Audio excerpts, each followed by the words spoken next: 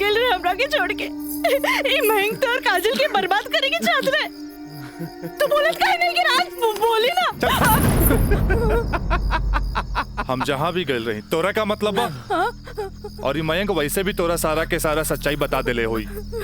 ये हमार बदला है काजल, बदला।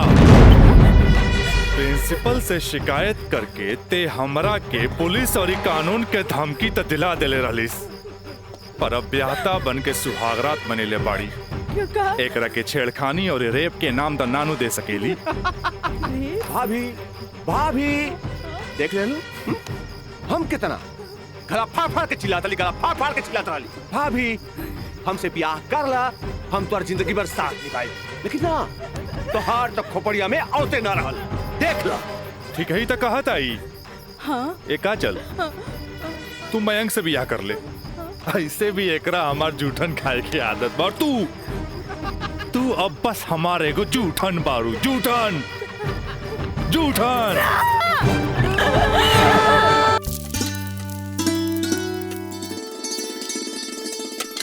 काजल।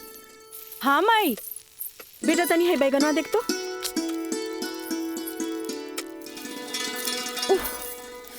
तोर भरता बन जाए ना, तनी दोनों जने के प्लेट में डाल के दिया। ठीक बा माई, तबले हम चाय लेके आवा तनी।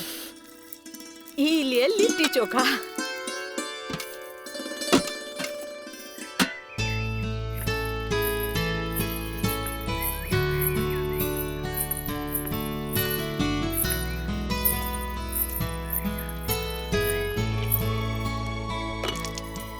का काजल, कैसन बारू? हम ठीक बानी। नोट्स लेनी की ना? अरे कैसे ना लेती, तहरा हाथ के पंजाबियन के भी फेल करे वाला बैंगन भरता जे खाए के रहे। ठीक कहला मिथिलेश, अपने काजल के हाथ के बनावल भरता के कारण ही सगरो रिश्तेदार के आवन जावन लागल रहेला जी, वरना ये मोबाइल का रिश्ता नाता के अलगे ही कर देला सर। जी बिल्कुल सही कहनी। काजल, हाई ला अपन नोट्स। हमार अंदाजा है कम से कम इमे से 2-3 सवाल तो जरूर आई। अरे खा भी मिथिलेश, लिट्टी ठंडा हो जात बा। अब ऐसे भी 2 दिन तक लेते ही नोट्स के हाथ लगाए वाला नहीं की, काहे कि 2 दिन के बाद फ्रेंडशिप डे जो आ रहल बा। हाँ। रउआ का समझा फ्रेंडशिप डे? दे 300 रुपया। 300 रुपया? अरे काजल के फ्रेंडशिप बैंड खरीदे के बा। है, और चढ़ाओ अपना बेटी के माथा पर। है फ्रेंडशिप डे, काहे ना कोनो मजिस्ट्रेट से ब्याह कर ले लो। अरे करम में तो पेशकार लिखल रहे, तका करती है? काम आई। हमार बाबूजी की कम समझे लो, मजिस्ट्रेट तो आइला जाइला, बाकी हमार बाबूजी की तो सारा जिला जवार जानेला। का मिथिलेश बाबू? हाँ हाँ बिल्कुल ठीक कह लू। ये दोस्ती हम नहीं तोड़ेंगे, तोड़ेंगे दम मगर तेरा साथ ना छोड़ेंगे।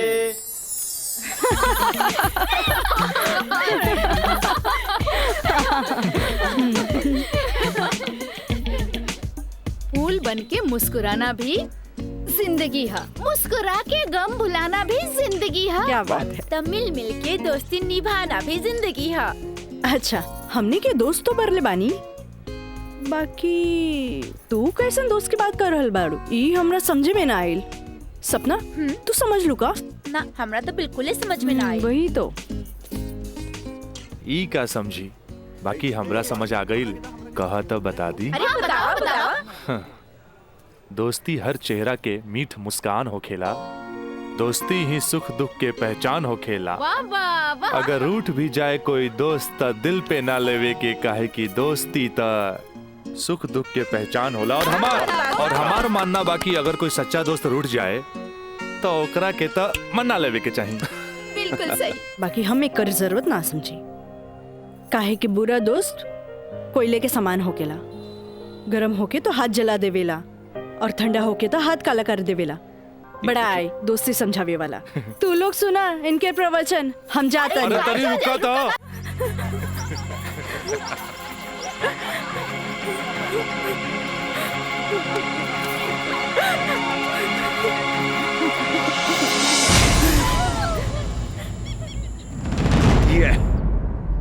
काजल, तोरा परेशान होके के जरूरत नहीं खे।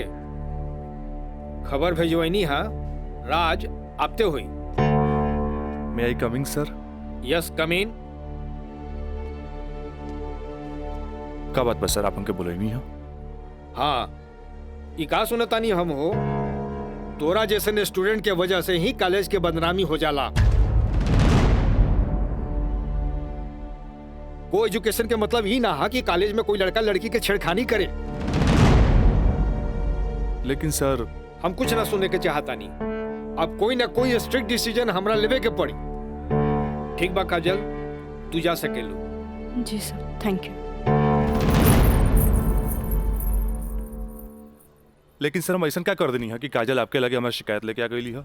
शुक्र मनावा कि वो हमारा पास आ गईली। अगर पुलिस के पास जईती त सीधे अरेस्ट हो जाता। बुझला, आजकल ऐसा कानून आ गइल बा कि एकरा में बेलो ना मिलेला, सीधे जेल होखेला। बाकी सर वहाँ और भी तो लड़का लेके रहे। हाँ, अरे ये तो हम कहे के चाहत नहीं तोहरा। और भी लड़की रहे, यह लड़की के छेड़े के का जरूरत रहे? वो पेशकार के बेटी के मामला बढ़ जाइत त का होइत? तोहर बाबूजी के हम काम मुंह दिखैती। आइंदा ख्याल रखी है, तू जा सकेला। ठीक बा सर, थैंक यू। मयंक भाई, बहुत टाइम लगिल प्रिंसिपल के यहाँ। अरे तो आबते हो यहाँ ना। का बात भइल? बड़ा टाइम लागत दला। कहत रहे हाँ, ऐसन के काहे पटावेला जौन शिकायत लेके आवे, ऐसन के पटावा जौन शिकायत ना करे। तो प्रिंसिपल साहब गलत का कहत बड़ा? पता ना काजल में का देख लेले बड़ा कि वही के पीछे भागा जात बड़ा।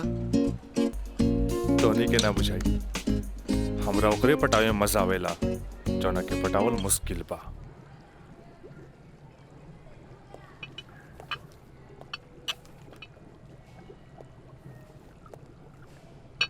क्या हो रहा है?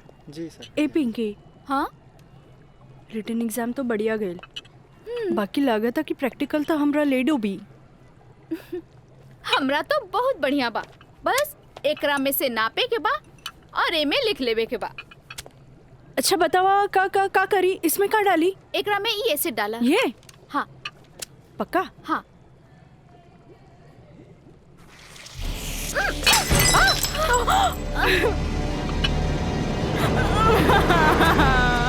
अरे काजल! काजल, where are you going? What happened?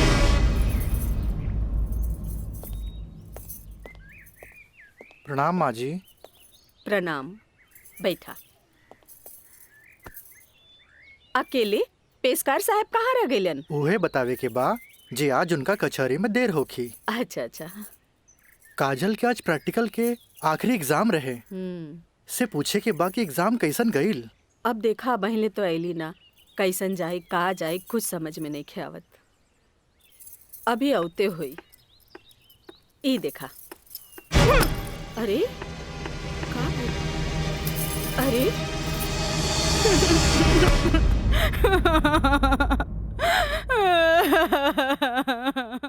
काजल,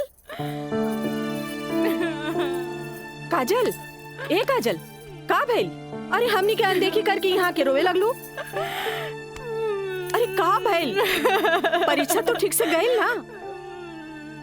अरे बोल। प्रैक्टिकल खराब हो गए, एन वक्त में टेस्ट बुक टूट गए।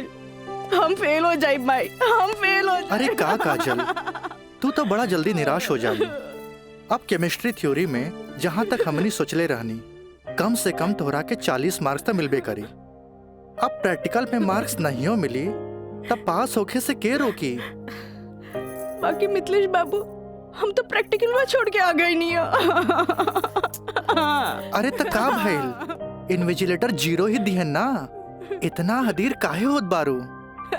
हाँ, एग्जामिनर अगर एकरा के इशू बना ले, अब माइनस मार्किंग करें, तब बे फेल होए के बात हो सकेला।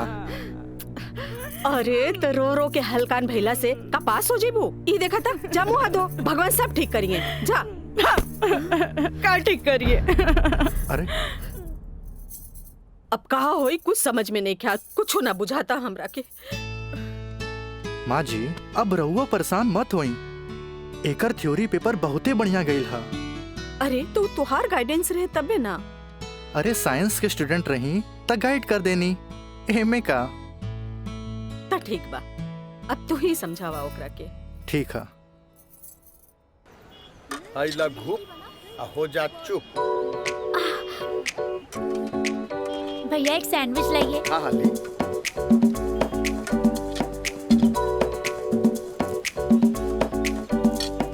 मुझे भी तो दो, और तीखा बा। भैया जल्दी से दो ना, मुझे भी। लेकिन छोला थोड़ा ठंडा हो गया है ना? अच्छा बा, ठीक बा। भैया रायदा अब हमरा के चाहिए बस। अरे खाना यार। काहे अभी से एग्जाम में फेल हो गइलू का?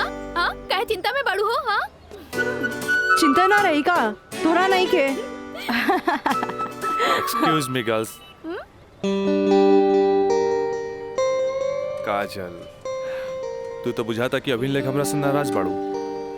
अरे नाराज तो हमहू रही तारा से, पर हमरा हमार दादाजी के सिखावल एगो बात याद आ गई। कोई भले ही बोए तोहरा ला काटा, तू बोए ओकरा ला फूल।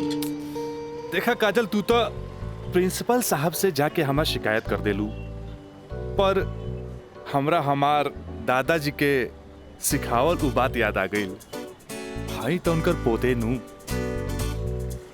हम जकरा चाही लेनू ओकर पूरा ख्याल रखी ले, है ना? देखा है ने, और ये बात के पता तोरा बड़ा जल्दी लग जाई, बुझाइल?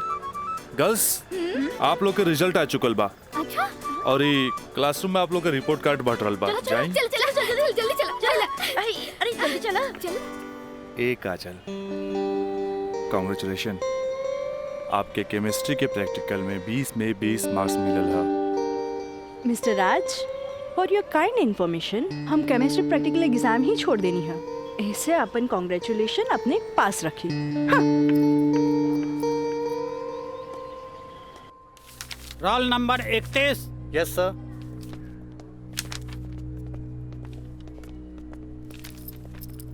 Roll number 32। Thank you sir.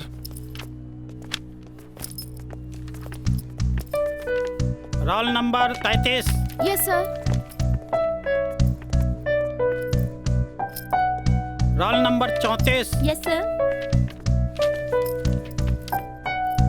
Roll number 35।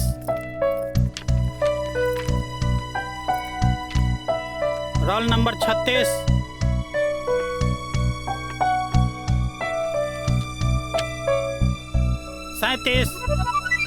Roll number 38।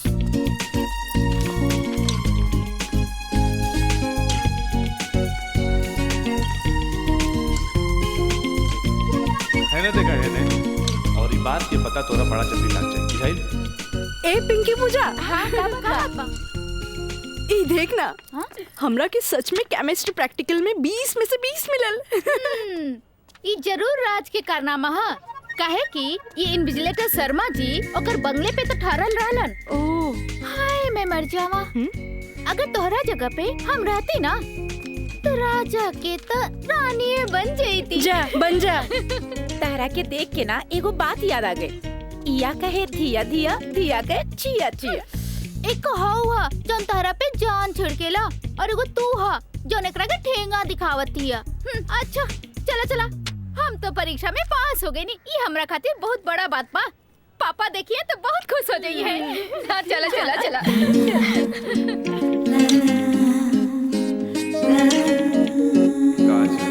दादाजी के सिखावल एगो बात याद आ गई। कोई भले ही बोए तोहरा ला काटा, तू बोए ओकरा ला फूल। ई ले।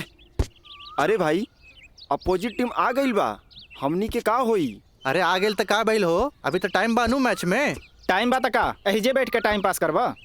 ए, जब हमनी के मैदान में जाएम नु तो देख के थर्रा जाइलो, ठीक बा? अब चलो जौन होई तो मैदान में देखल जाई, उहे देखल जाई। चलो राज भाई, बॉल दे। तोहनी के इतना हड़बड़ी बना तब बड़ा सन, हम आवाता नहीं। चलो लोग, चलो आवा।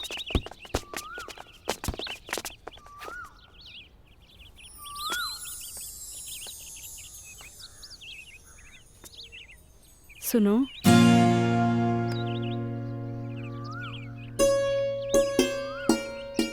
सॉरी राज, हम तोहरा के गलत समझनी। लेकिन तू तो सच में दिल के राजा बाड़ा। और तू ये राजा के दिल के रानी। ए काजल, हम तारा के बहुत चाहेनी। Thanks for chemistry practical marks. WhatsApp number मिली का? व्हाट्सएप? हाँ ठीक बा, ले ली। 8291 71 7752। 8291717752।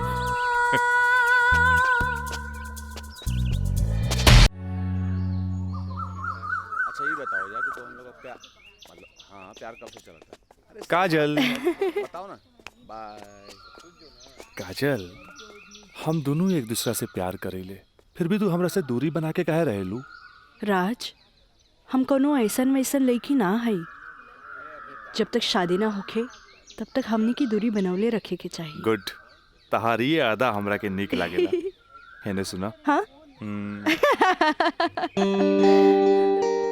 देखा राज, तू हमार कोनो फायदा ना उठा पाई बा। एक मिनट, हम आओ तो नहीं।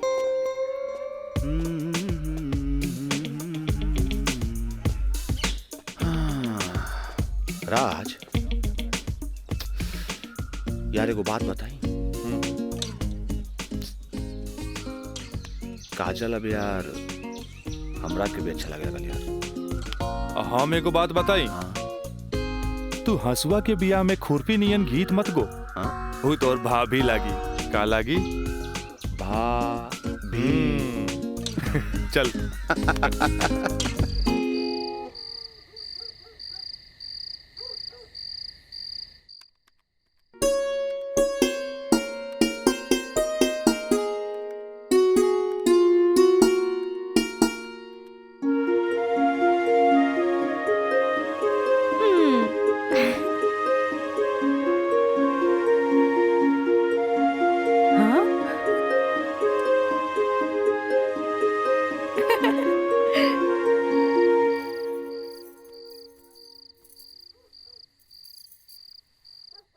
घर के सब काम निपटा ले लू? हाँ,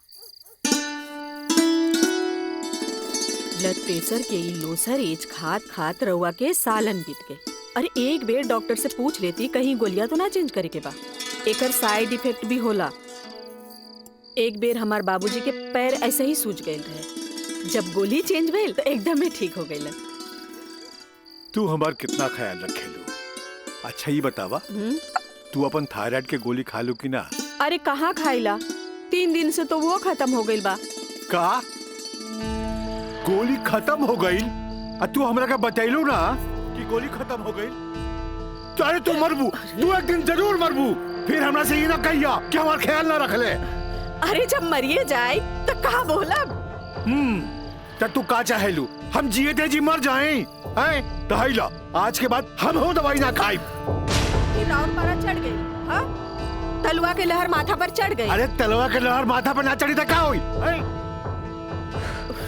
तू दवाई ना खाइबू तब बिस्तर पकड़, फिर घर के चूल्हा चौका घर बाहर के देखी। अरे हमरा तक कचहरी के काम से फुर्सते ना मिलेला, फिर बैठ के तुम्हारी सेवा के करी। अरे के करे कहा था सेवा? मत करब, मरे दे, मत ले बापन कचहरी से छुट्टी। तू तो यही चाहता रू कि समाज हमरा के रनवा बन के फिरत देखत रहे।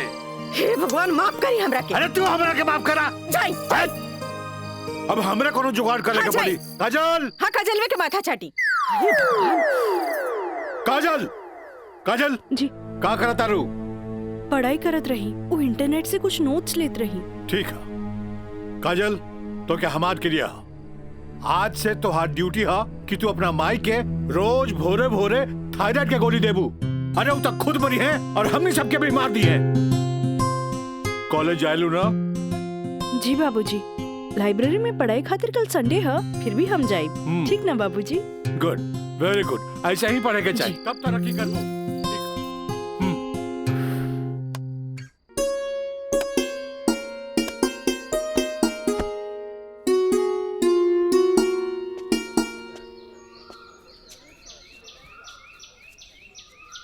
काजल। Thank you. काजल, हम दोनों एक दूसरा के बहुत चाहिए।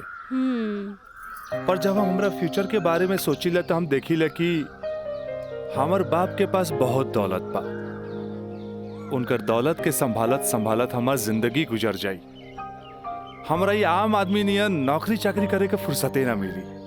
अब बस तू हमरा जिंदगी में हमार जीवन साथी बन के आ जा तो हमार जिंदगी एकदम मजे में गुजर जाई। ए काजल, तू काहे ना अपना बाबूजी से हमरा बारे में बात करेलू? बाबूजी से? ना बाबा ना, हम ना बोल सकेनी। हमार बाबूजी बहुत गुस्सेल बाड़न। वाह भाई वाह, इकलौता बेटी भैला के बाद भी तू अपना बाबूजी से बात न करबू काहे कि बहुत गुस्सेल बाड़े। और इकलौता बेटा भैला के बाद भी हम अपना बाबूजी से बात ना करब काहे कि बहुत पैसा वाला बाड़े। ऐसन में तो हमनी के सपना धरल के धरल रह जाई। काजल, काहे ना हमनी के भाग के शादी कर ले जाओ? बिना बतैले भाग के शादी कैसे कर सकेनी? हाँ काजल, हफ्ता भर के तो बात रही। हमनी के भाग के कहीं भी शादी कर लेल जाए और ओकरा बाद अपना अपना बाबूजी के बता देहल जाई। सोचत का बाड़ू तारा से ऊंच कूल और धनाट घर के हई। जब तू अपना बाबूजी के बतैबू नु तो ना कर पाई है। और हमहू जब हमरा बाप के बताएब कि हम भाग के शादी कर ले बानी तो नाहियो चाहते हुए भी तारा के अपना बहू के रूप में अपना ली है। ए काजल, हम तारा बिना एक पल भी ना जी सकीले। ठीक बा, हम कोशिश करो। इनु भइल बात। अब छोड़ा हम बाय।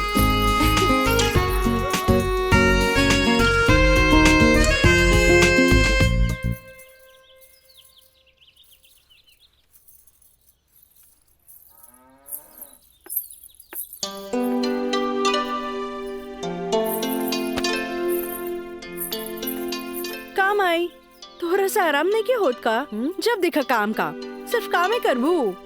हमारा आराम के छोड़, ई बता हमरा से तोरा के का काम पड़ गई जे हमारा आराम के सोचे लगली? काम माई, हम तो हमेशा सोचनी ना माई। कॉलेज से एक हफ्ता एक्सकर्शन खातिर हमनी के हजारीबाग जाए के बा। हम डैडी से ये बात नहीं के बोल सकत। परमिशन दिला दे ना माई प्लीज। हमरा के मजौवा के समझ ले ली का? हाँ, अरे हमहू ग्रेजुएट बानी। ई होली में तोरा के कौन कॉलेज लेके जाता? वो होली तो मार्च में पड़ी, अभी तो फरवरी चल रहा बा। एक के हफ्ता की तो बात बा माई, प्लीज माई प्लीज। अच्छा, तोर बाबूजी आज ऑफिस नहीं खे गइलन, मिथिलेश के संगे बैठल बाड़े। कौनो शादी में जाए के बा, चल कोशिश करत तानी। Thank you Mai, thank you. Mithilesh, ऊ कहल जाला ना कि हाकिम के अगाड़ी या घोड़ा के पिछाड़ी ना रहे के चाहिए, हैं? मजिस्ट्रेट साहब के इकलौती बेटी के बियाह, यही से हम खुद चलता नहीं तो हम न्योता तोरे हाथे भिजवा देती। अरे रउआ चलती तो उनको भी खुशी होत। हाँ, ए जी। लेकिन हाँ? ई का कहतिया? का कहतिया? अरे कॉलेज टूर पे एक हफ्ता खातिर हजारीबाग जाए चाहतिया। ये एजुकेशनल टूर आके पिकनिक? एजुकेशनल टूर अच्छा। बोली ना। ये तो निम्मन बात हो सर। स्टूडेंट्स के बाहरी दुनिया देखल उतने जरूरी है जितना विषय के ज्ञान। ठीक है, एजुकेशनल टूर है तो मैं अलाउ करता नहीं, बाकी नो मटर गस्ती, ओनली पढ़ाई। जी पापा। ये बतावा ये सब में कितना खर्चा आई? 2-3 हजार पापा। तू हमारे से 5,000 ले ला, ठीक है? थैंक यू पापा। चला हो, तू हमरा के दिखावा कि वो न्योता के कागज तैयारी हाँ, के लिए बांध देले बानी। चलो आए। पिछले हम आवत है, बैठो। जी सर जी। Thank you so much Mithilesh बाबू। अगर रउआ ना बोलती तो ये हरगिज ना मानतन। अरे वो तो हम तुहार मुंह देख के साथ दे देनी। जा मजा करा। कैसन लागल? वाह, सो ब्यूटीफुल। ये कहाँ लेके आ गई ला? पहले चला था तब ना पता लगी। उतरा। अरे स्टैंडवा कहाँ चल गई?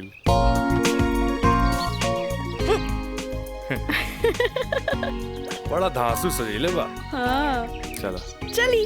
हाथ तो दा। कहाँ जाए के है? इधर। हाँ इधर। जगह तो बड़ा झकास बा। का यार राज, कब से हम तुम्हारा इंतजार करत बनी, इतना लेट कर दे तू? मयंक, राज, मयंक यहाँ? हाँ एकरा पहले भेज देनी। इस सारा जे तामझाम बा इस सब के अरेंजमेंट के करी। यार तो हम लोग का शादी खातिर एगो विद्वान पंडित से बात कर ले बानी और देखा तोहनी के आराम खातिर यहाँ सारा साधन सुविधा मौजूद बा। और हाँ हनीमून खातिर स्वीट रूम भी बुक कर ले बानी। और देखा अब हम निकलता नहीं कहे कि हमारा के मंदिर जाके बा और मंदिर जाके पूरा शादी का सामग्री लेके आके बा। बाप रे, इतना सब तैयारी। अरे शादी की करबा, हमार दोस्त राज का शादी बा। गलत बात। शादी होता हमार सपना के शहजादी काजल के राज के साथ। अच्छा देखा यार, जो तू पैसा दिला ना सब पैसा खत्म हो गई कुल ताम झाम में। ऐसा करा कि हमरा के तू 25,000 रुपया और दे दा, काहे कि बहुत सारा काम बाकी बा अभी। पैसा के कौन बात भाई, ई ले। अगर बाबूजी अगर ये शादी करते नु तो लाख के खर्चा लाखों में चल जाई। दोस्त महिम रिश्तेदार पूरा शहर के बुलाईते। और वैसे भी तो बाबूजी जब रिसेप्शन पार्टी दी है तो जाई खर्चा बढ़ी। अच्छा हम निकल रहे हैं, बहुत सारा काम बाकी बा। ठीक बा, तू लोग आराम कर। चलो बाय बाय। बाय। तो काजल अब तक गला लगईबू नु यहाँ तो यहाँ के जाना था हमनी के। ओ Raj, I love you. I love you too. जुबान निकालिए, बंद कीजिए। ठीक है।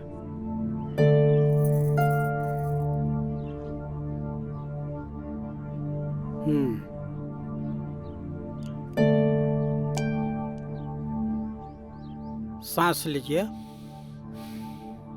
और जोर से।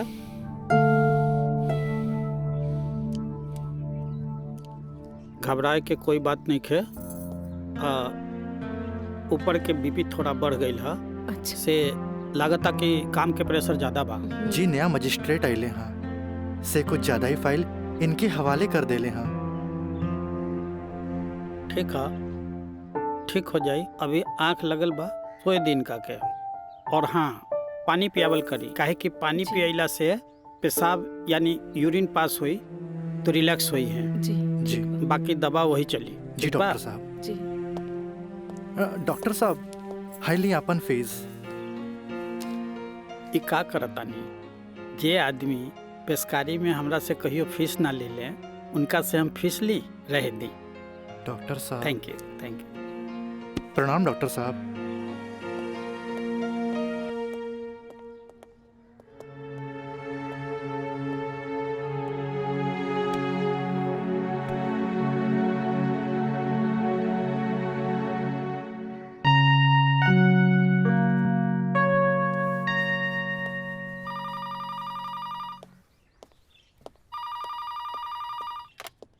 हेलो, हम काजल बोले तानी। हाँ काजल बोला, कैसन बारो?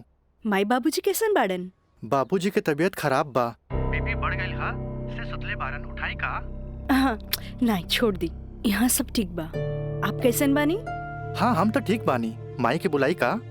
ना रहे दी, आके हम सरप्राइज दे। Okay bye. Okay bye. केकर फोन रहे? काजल के।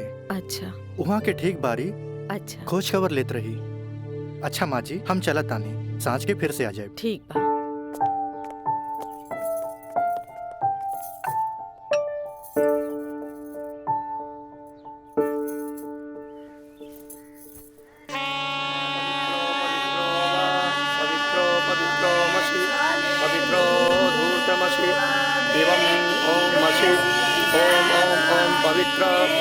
पवित्राः केशवाय माधवाय सर्वेश्वराय अपितु स्वाहा तत्पुरुषाय स्वाहा।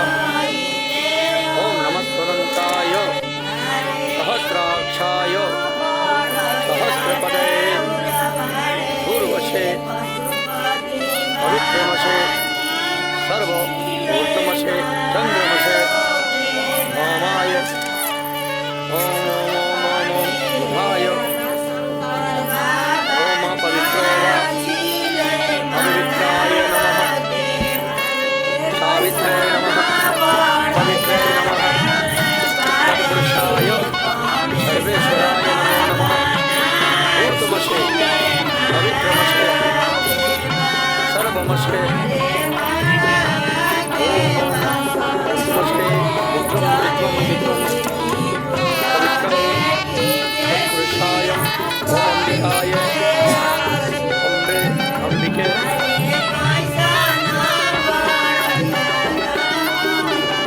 देवाय राजाय नमो नमो नमो नमो देवा संपन्ना भवतु।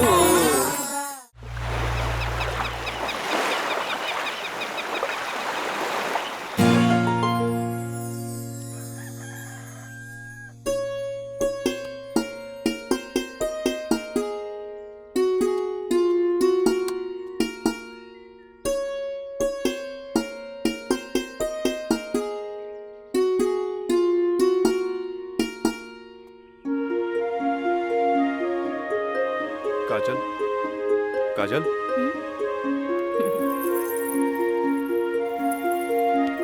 Good morning. Good morning. उठे के मन तो हमरो ना करत रहे, पर खाली सुतल रहला से जिंदगी ना नु चली। चाय ले लो। हैं? गर्मा गर्म चाय मयंक, अपने हाथ से बनेले बन। ए ए ओ कुछ ना, सिर्फ भाभी खातिर। और ई गर्मा गर्म चाय। काजल, इस शादी ब्याह में कुछ ज्यादा खर्चा हो गई। हमरा घरे जाए के पड़ी। वो कहा कि अपने बाप से कुछ पैसा भी ले ले और उनका के इस शादी ब्याह के बारे में बता के पटा भी ले। आखिर तेहरा के ले जाके उनका आशीर्वाद भी तो दिलावे के बा। लेकिन तबले हम कहाँ रहब? अरे यहाँ रहबू, तहारी देवर बानू मयंक। हाँ? का मयंक, भाभी के ख्याल रखबे ना? बिल्कुल बिल्कुल ख्याल रखब। ये ले पैसा। अरे और वाह। यहाँ के सब बिल उल चुका दिए। बिल्कुल भाभी, टेंशन ले लेगा, कोनो जरूरत नहीं के। हम बगल वाला कमरा में बाड़ी। और हाँ, तू चाय पी के फटाफट फ्रेश हो जा और जो खाए पिए भाई ऑर्डर दे दिया। ठीक ठीक बा। और हम रात के छोड़ के यूं आवता नहीं। तू चल, हम आवता नहीं। चल। ए काजल, अरे हैने आवा। कल साझे लिख के तो बात बा, हम यूं गई नहीं यूं आई नहीं। और वैसे भी अब तहरा बिना हमार मन कहा लागी। अब जाई भी और जल्दी आई। ठीक बा।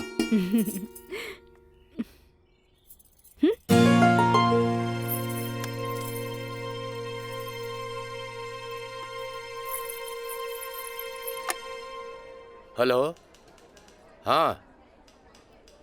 अरे देख रही हो कि मैं ऑफिस में हूँ, कितना काम पड़ा है, कितनी फाइलें पड़ी हैं, और तुम हो कि ये ले आइएगा वो ले आइएगा। हद कर दिया तुमने यार। मैं कम इन सर? कम इन। अखिलेश बाबू कैसन बाड़न?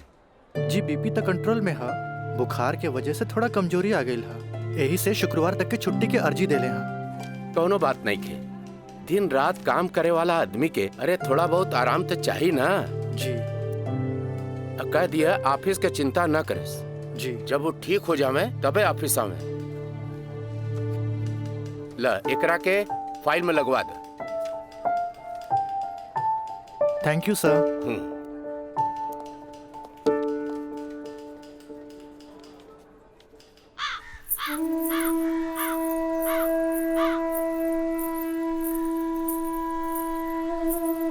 अरे भाभी, आइए बेटी। भाभी, क्या बात बा? बड़ा परेशान लागत बानी। हम राज के फोन लगा लगा के थक गए नहीं। कभी डेड टोन मिले था तो कभी आउट ऑफ कवरेज एरिया। तोरा पास उनकर कोनो लैंडलाइन नंबर बा? ना भाभी, और हम उनका दूर नंबर पे फोन लगा के थाक के हार के बैठ गई। हैरानी की बात तो ये बाकी कि गईला के बाद ना कोनो खबर, ना कोनो कॉल, ना कोनो मैसेज। भाभी तू टेंशन मत ले, हम अपने को दोस्त के भेजले बानी और जैसे ही खबर मिला था सबसे पहले हम तोरा के बताई। ठीक बा, हम अपन कमरे में बानी। अरे भाभी, हाँ? घबराए कोनो बात नहीं की, हम बानी ना।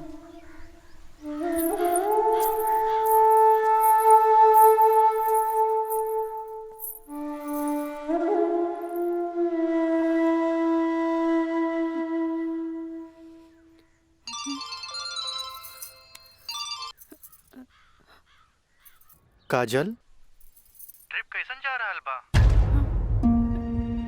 ट्रिप ठीक बा। का बात बा? तोहार आवाज में खनक नहीं खे? नहीं, ऐसा कोनो बात नहीं खे। हमार मतलब सब ठीक बा।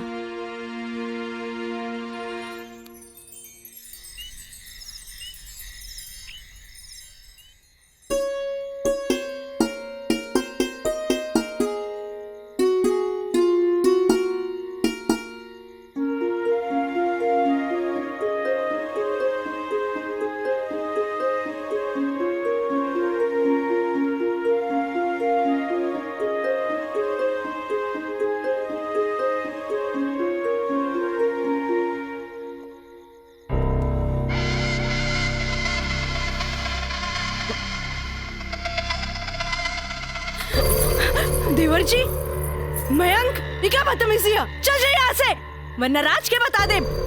किसे? राज से?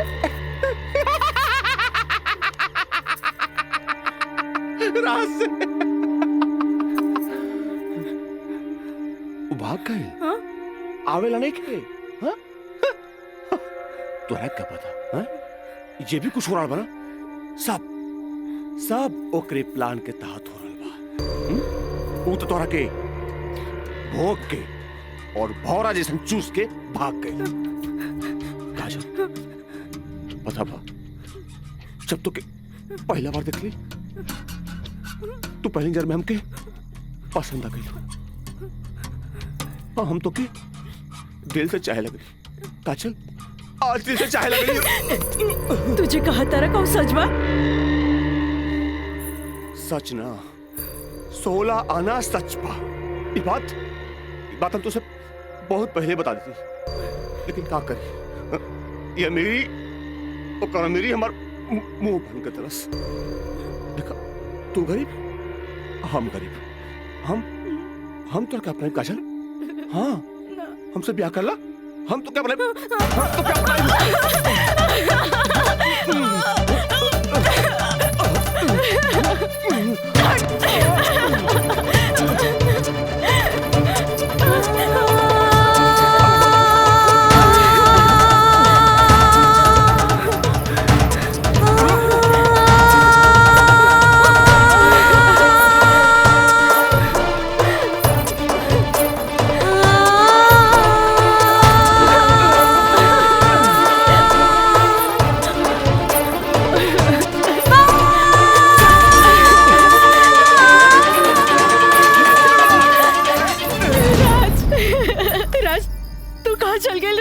छोड़ के ये मयंक तो और काजल के बर्बाद करेंगे चाहत रहे।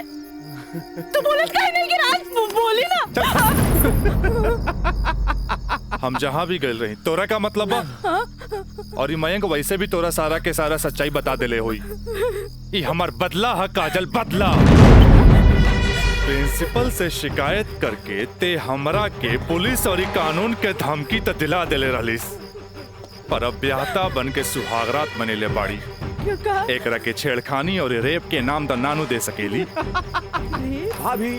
भाभी देख ले लो, हम कितना गला फाड़ फाड़ के चिल्लाता ली, गला फाड़ फाड़ के चिल्लाता ली। भाभी हमसे ब्याह कर ला, हम तो जिंदगी भर साथ निभाए, लेकिन ना तो हार तक खोपड़िया में औते ना रहल। देख ला, ठीक है ही तो कहा था ही। हाँ? एका चल, तू मयंक से ब्याह कर ले, ऐसे भी एकरा हमार जूठन खाए की आदत बा। तू अब बस हमारे को जूठन बारू, जूठन जूठन।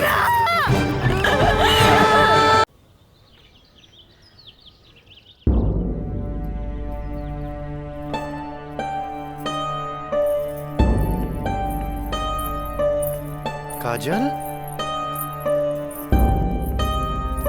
काजल, कहाँ भइल मई बाबूजी के?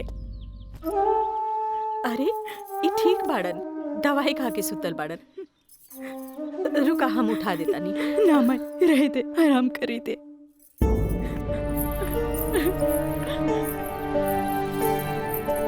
काजल, का भइल सर? सर का भइल?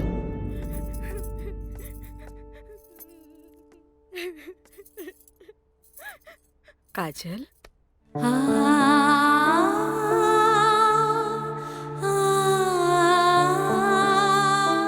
अरे इतना रोवे की कोनो जरूरत नहीं है मेरी। तोर बाबूजी ठीक बाड़न। अरे वो तो बुखार के कारण ब्लड प्रेशर बढ़ गई रहे। इतना परेशान मत हो, इतना परेशान मत हो। माई, हमरा से बहुत बड़का गलती हो गई। हम एक्सकर्शन में ना गए रहे, बल्कि हम अपन बॉयफ्रेंड के साथ गए रही। और वो हमरा के दगा दे गए।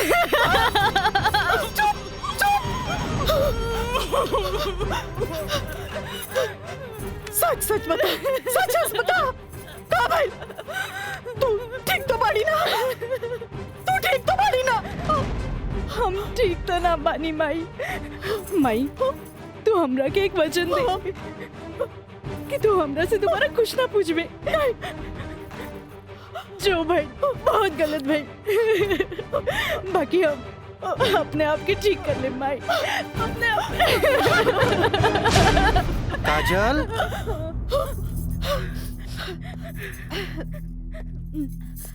काजल, बाबूजी तोरा के बुलावत आ रहे। चला।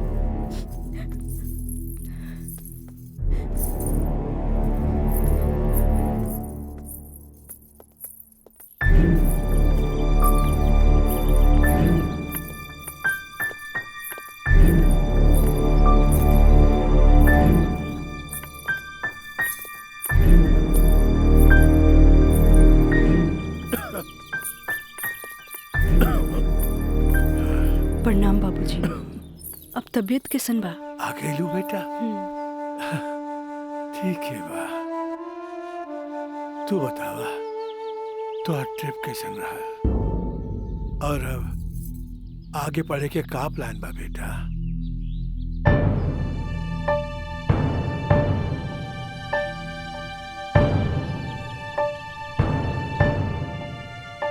बतैलू ना बेटा? पापा हम वो साइंस ना पढ़ के लॉ पढ़े के चाहता नहीं। तो ओकरा में का बात है बेटा? विषय कोनो खराब ना होखेला, पर जरूरत है तो ओकरा में अच्छा करे के। अगर तू लॉ ज्वाइन करे के चाहता रहो तो लॉ ज्वाइन कर ला।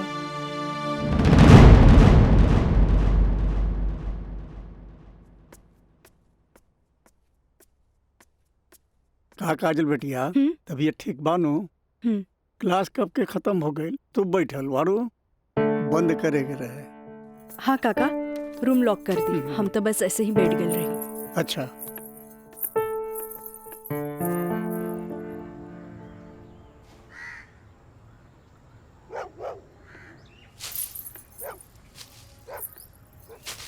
काका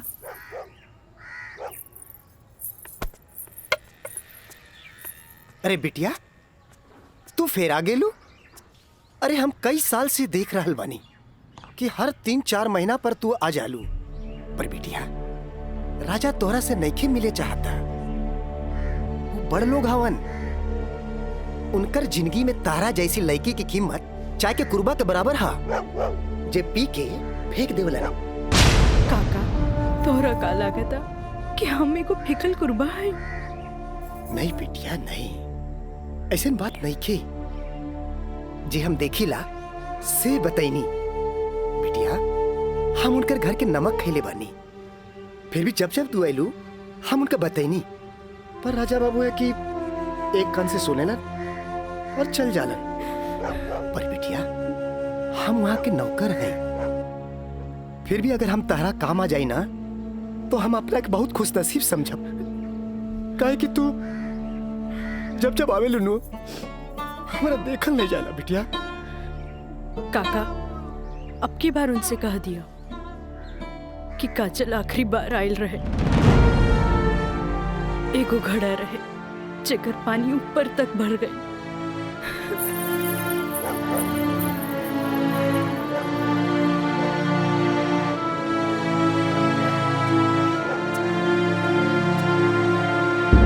मैडम जी, ये कुछ बिल है, कारपेंटर बिल है, ये टेलीफोन बिल है और ये लाइट बिल है और कुछ वगैरह वगैरह काफी बिल है, आप देख लीजिए। माँ, ये मैनेजर साहब तारा के महीना भर के बिल और खर्चा के हिसाब दे देले। अब तू उठबू, उठ के जईबू, अलमीरा खोलबू, चेक निकलबू, फेन आके बैठबू, तब साइन करबू। हमरा माई के कितना काम करे के पड़ी। यही ला हम सोचने की काहे ना चेकबुक वाले के हम ही आ जाई। नीमन कैला।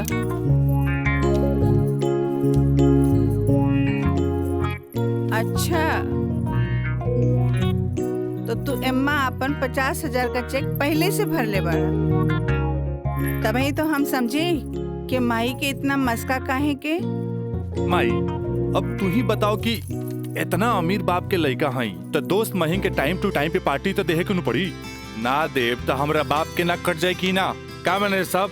बिल्कुल राजा बाबू। जी ले अपन बाप का ना कोच कर। इनू भाई हमरा दुनिया के सबसे बेस्ट माई वाला बात। Love you Mai. मैनेजर साहब। जी मैडम।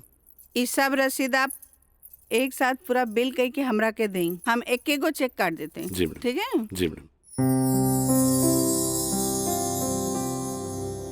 हमरा ई बात के बहुत खुशी बा कि रवा लोग हमार ग्लोबल कंपनी में इन्वेस्टमेंट करे के चाहता नहीं। ये हमरा खातिर बड़ खुशी के बात बा। बाकी हमरा भी कुछ देखे के चाहिए ना कि हम दिन दुगना रात चौगुना करके रवा लोग के पैसा लौटा दे ताकि मार्केट में हमार साख बनल रहे। Of course. Excuse me gentleman. बाबूजी। हाँ आप हमरा से वादा कैले रहनी कि आप हमरा नया कार किन के देब। अब हम खटारा हम ना चलाएं बुझाइल नु। I want new car. Okay Yes, Raja is right. I am witness. Okay, I will buy car for you. Thank you sir. हम चलता नहीं बाबूजी। तो ठीक बा रवे कार खरीदा दे। बाकी राउर कार की खर्चा कंपनी के इन्वेस्टमेंट पे दिखावल जाए। Okay, thanks. जेपी साहब आपका बेटा तो हीरो लगता है। आखिर बेटा के करा हमरे नु। अरे यही तो उम्र में ऐश करे के।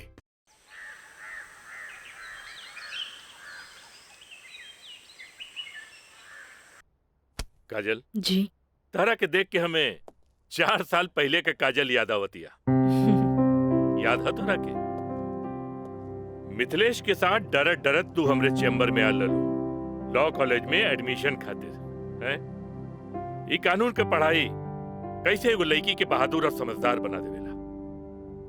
काजल हम चाहता नहीं कि पहला केस तू खुद अपने लड़ा कैसन रहे। लेकिन सर तू घबरा मत। हम तारा बारे में केहू से कुछो न कहनी है। देखा ये वकील लोग अपने क्लाइंट का सिक्रेसी अपने साथे चिता में ले जालन। बैठा। हाँ तो केस ये है कि मुवक्किल एक गरीब लड़की है जेकरा के शादी का झांसा दे के पहले भोगल गई और बाद में जूठन की तरफ फेंक दी। वो दहेज के केस न कर सकत रहे काहे कि वो गरीब रहे। रेप के केस न कर सकत रहे काहे कि वो अपने घर वाले के मुंह पर कालिक न पोते के चाहते। वो प्रताड़ना का केस भी न कर सकत रहे काहे कि वो घर में कब्बो रहली नहीं। अब वही मुवक्किल का केस तो के लड़के।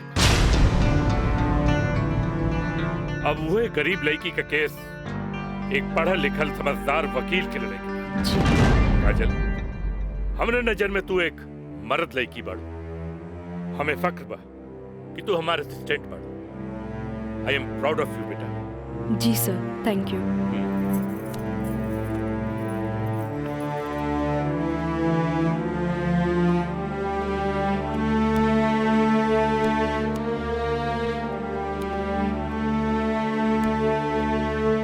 बाबूजी लड़की हर मोड़ पे डरत रहेली। अकेले होके तो सुनसान से डर, भीड़ में होके तो लोगन के डर, जब हवा उड़े तो दुपट्टा उड़े के डर, केहू घुरे तो ओकरा आग के डर, बचपन में माई बाप के डर, बड़ होके तो भाई से डर। सिर्फ डरत रहेली, तब तक डरत रहेली जब तक ओकरा जीवन साथी न मिल जाए। और हमार जीवन साथी तो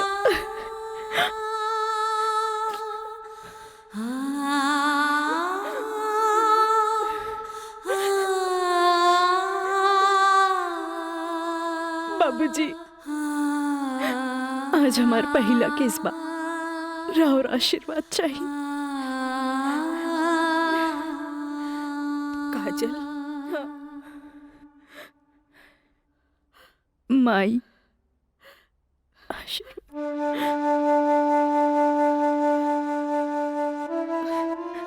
2 तो तोहरा के वचन तो हम दे चुकल बानी, कुछ ना पूछेंगे। बाकी जौन काम में तू लगल बाड़ा, हमारा आशीर्वाद बा तोहरा के कामयाबी हासिल हो। चल।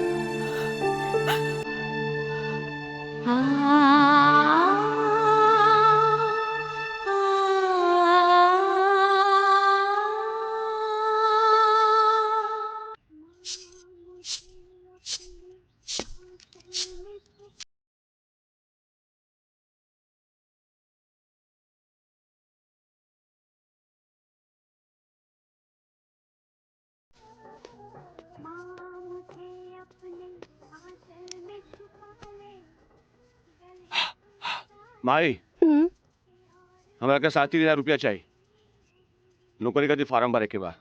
का है वो तो आप दोस्त राजा, वो ना करेगा तोरी मदद। भाई अब हमारा के केहू को मदद की जरूरत नहीं है, खुद नौकरी करे के बाद, कमाए के बाद, कुछ बने के बाद। यही तो हम कहा था नहीं, उम्र हो चलल, नौकरी ना करबे तो कौन बाप अपन छोकरी तोरा से ब्याही। हमरा का, हमार जिंदगी के का, आज है कल ना रहा, फिर बहुत हो गया भाई, चल पैसा दे। दे पैसा, तोरा से मुंह लगाए बेकार है। पैसा पैसा पैसा। हाँ हाँ दे। देता नहीं।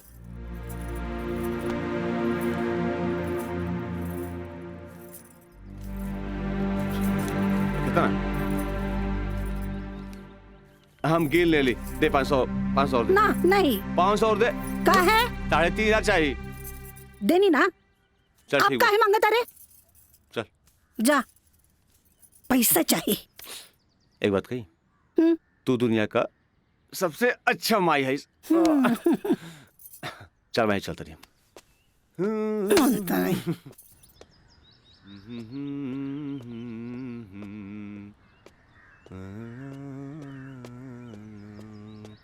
मयंक, काजल, तू इतना दिन बाद यहाँ? हमरा तोरा से कुछ बात करे के बा। चलो घर बैठा। यहाँ ना, चलो कॉफी डे में बैठल जाए। Coffee day? अरे सोचा मत, हम पियाई कॉफी तोरा। चल ठीक। चलो।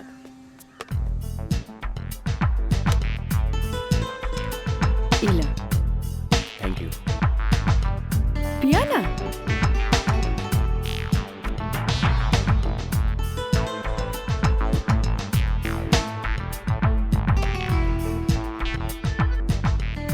काजल, आज तोरा के यहाँ देख के बहुत अच्छा लगा था। और एक बार बताई, पिछले 4 साल में कौनो ऐसा दिन ना गुजरल, कौनो ऐसा पल ना गुजरल जिसमें तुके याद ना कई लोग। अच्छा कुछ छोड़ा, ये बताओ कि आज हमार कैसे याद है? पहले हम अपन अतीत से लड़त रही, लेकिन अब हमरा लागता कि हमें सेटल हो जाए के चाहिए। बाकी तो ही बा कि के अपना ही हमरा के। अगर तुके प्रॉब्लम ना होके तो हम तोहरा के अपनाए। लेकिन हम गरीब हैं। अरे तो हम कौन अमीर बानी?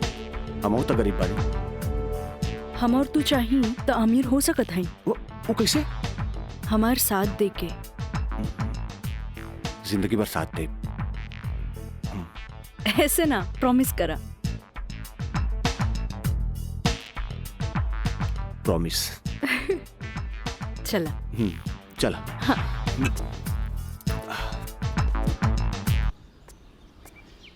मितलेश जी, कोनो देर तो ना भइल? अरे ना बाबा, पहले ई बतावा भइल का?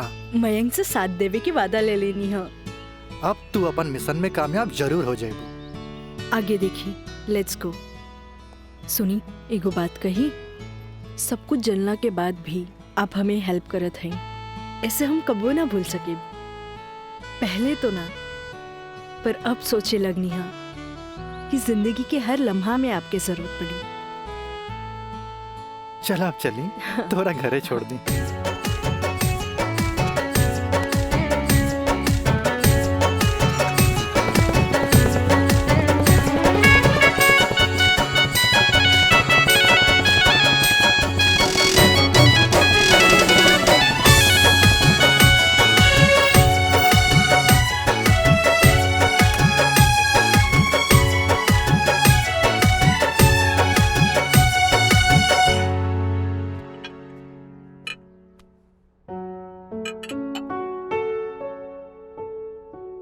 सुनी, एगो बात कही, सब कुछ जानला के बाद भी आप हमें हेल्प करत हैं, ऐसे हम कबो ना भूल सके। पहले तो ना, पर अब सोचे लगनी है कि जिंदगी के हर लम्हा में आपके जरूरत पड़ी।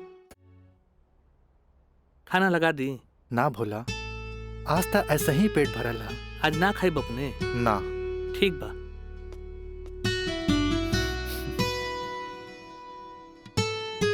मैं पंडित देवी दत्त शर्मा। का कहनी है? देवी दत्त शर्मा।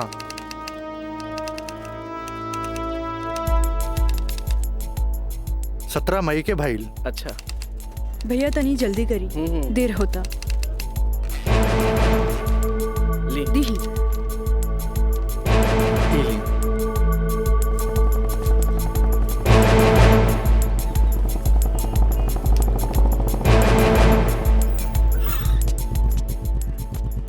आ गए नहीं टाइप करा के? जी। लाइन लाइन दस्तखत हम कर दी। एली।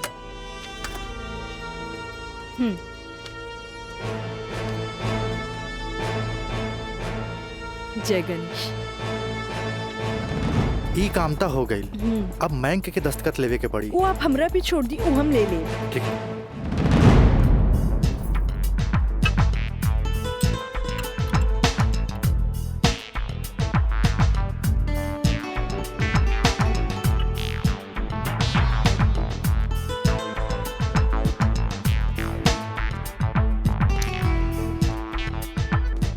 हेलो।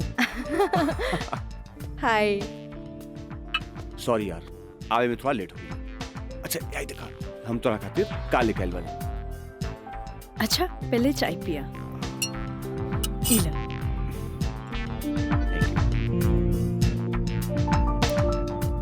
अंगूठी सोना के? हाँ। वो है इतना हल्का? मन तो रहे कि हीरा के लेके आई थी, लेकिन का करी, पैसा का तंगी। अच्छा ई बतावा, खुशहाल जिंदगी जिए खातिर तोहरा कितना पैसा चाहिए? 20 लाख। अगर हम तोहरा पूरी 50 लाख दी तो कैसन रही? वैसे ही रही, समझ ला अनार के आंख मिल गई। तो चला फटाफट ई पेपर पे साइन कर दे। अरे पढ़ा मत, यही से हमनी करोड़पति बन जाए। हाँ, हाँ ल। ठीक है। डॉलर भी कदम तो गिरब तो हर बहिया में ना।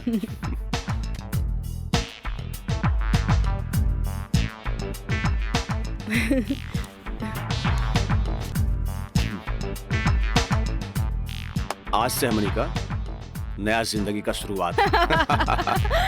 रोमांटिक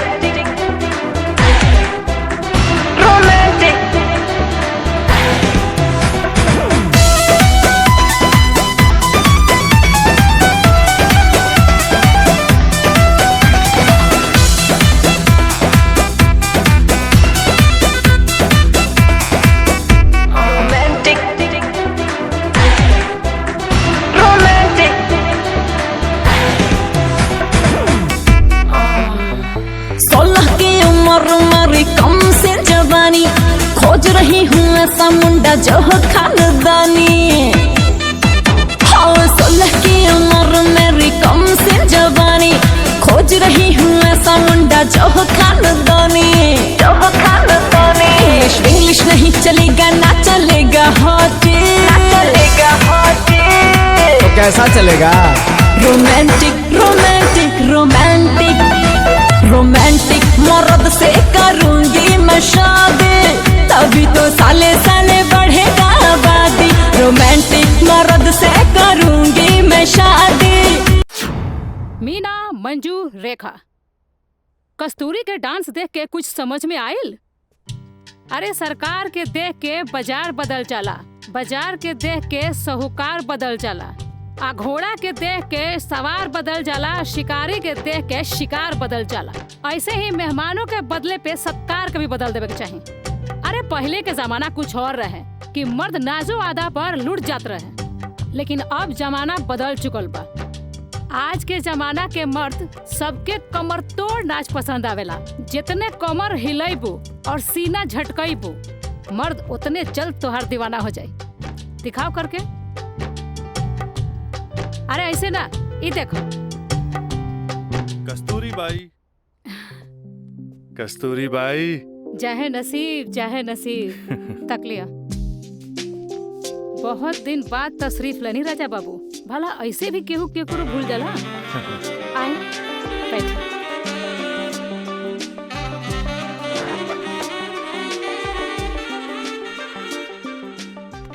ना कस्तूरी बाई, हम भुलाइल नहीं की।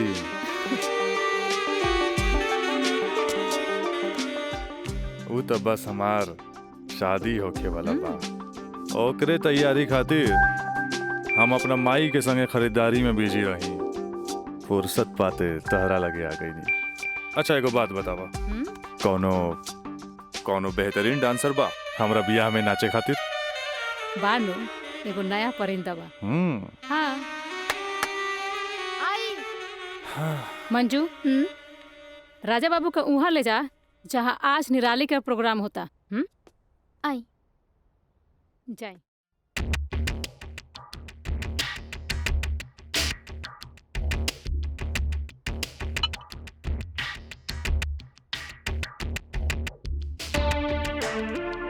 कस्तूरी, तहार निराली हमरा बहुत पसंद आई। पसंद तो आ गल राजा बाबू, लेकिन ओकर रेट तनिक कड़क बा। पूरा 5 लाख लेतिया। लाख 2 लाख तो हम तहरा पे ऐसे ही उड़ा दिला। तब 5 लाख कौन बड़का चीज बा?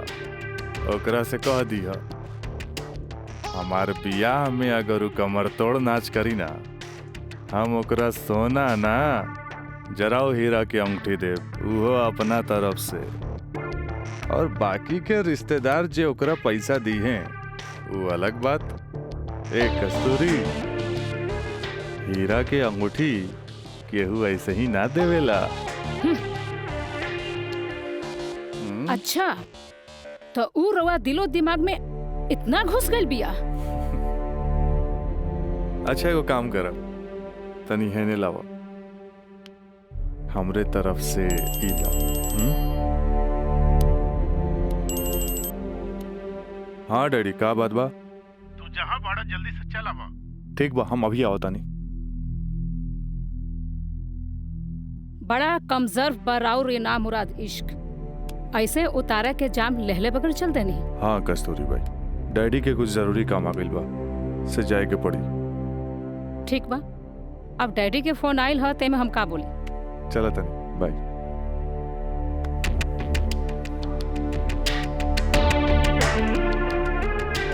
हीरा के अंगूठी तो दे गई, लेकिन तेरा दिल में गड़ल निराली के तीर निकाले के पड़ी।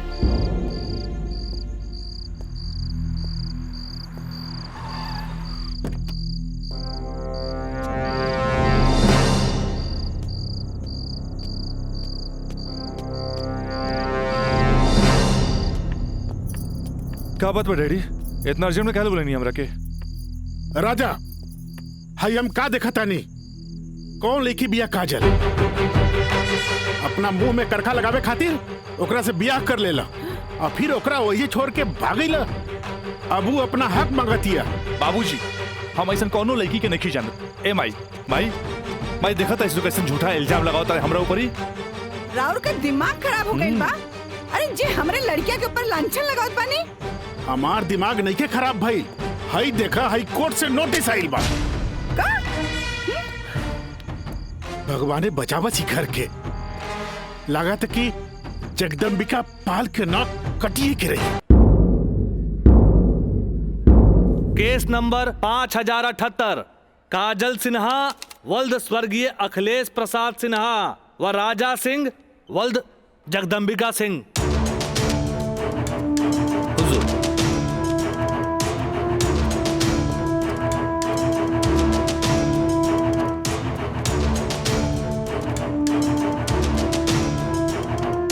सर ये एफिडेविट के कर गवाहन के। अच्छा ठीक है, चट बेटा। मिलॉर्ड, असल में ये एक अमीर आदमी के प्रताड़ित करे वाला केस है। साथ में पढ़े वाला 2 बालिग दोस्त के आपन मर्जी से हम बिस्तर होए के केस है। I object milord. हमार फाजिल दोस्त एकदम बेकार का बात कर रहल बड़न। सच्चाई तो यही है कि हमार मुवक्किल काजल कबिया राजा के साथे बाकायदा मंदिर में भैल रहे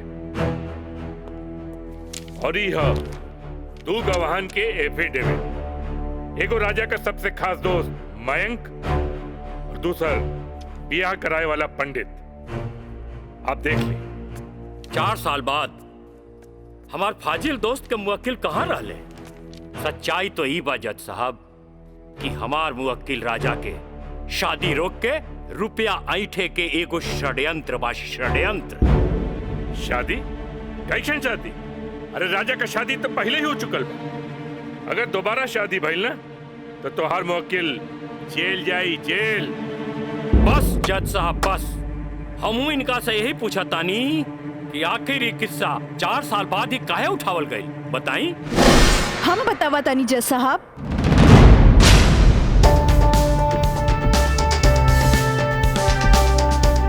हम बताई।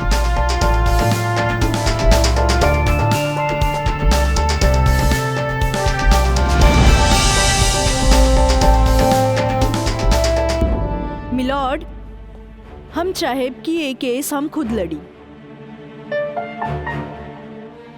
ई रहल हमार बार ऑफ अटॉर्नी के रजिस्ट्रेशन।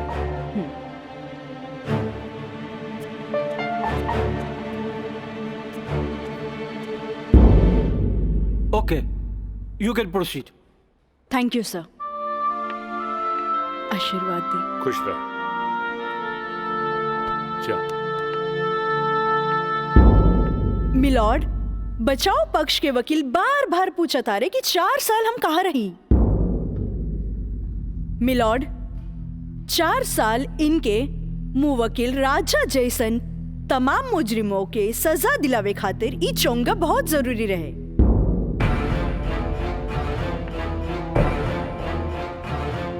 मिस्टर हैदर काज़मी साहब, अब समझ में आयल कि 4 साल हम कहाँ रही कि और डिटेल बतावे के पड़ी। तो मिलॉर्ड, हम केस के स्टडी खातिर हमरा के कुछ समय चाहिए। हाँ, कोर्ट इंस्ट्रक्ट करती है कि राजा की शादी रोक दी जाए जब तक कोर्ट का फैसला ना हो जाए। बचाव पक्ष के वकील की रिक्वेस्ट पर यह कोर्ट मुअत्तिल की जाती है।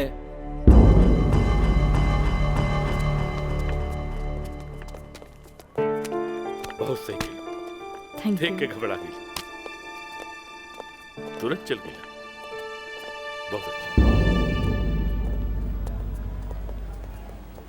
ए वकील साहब, कोर्ट से समय काहे ले लेनी हो? तका करती तू हमरा के बतेबो ना कैला कि लड़की खुद वकील बिया। अरे तो इससे आपके का फर्क पड़ी? तू का समझबा कि हमरा का फर्क पड़ी? वो लड़की के आईपीसी आदि कानून के सब धारा मालूम हुई। एक खातिर हमरा के जीरा में सावधानी बरते के पड़ी। खैर तू चिंता ना करा, अब अगला तारीख लेवे दा हमरा के। वकील साहब, अगला तारीख रहुआ जल्द से जल्द ले लिहल जाओ और रहुआ पैसा के चिंता एकदम न करब। हम पैसा के चिंता ना करब, अगला तारीख जल्दी ले ले हम। चलो चलो बाबूजी, चलो चलो।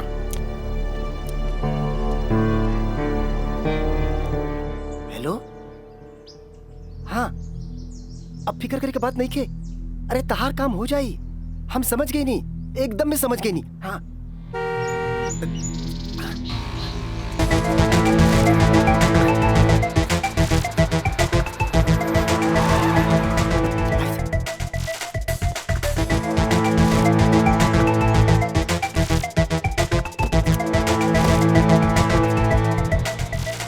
हटा ना, ये पाइप पे कर दिया बे। रखा था नहीं हाँ।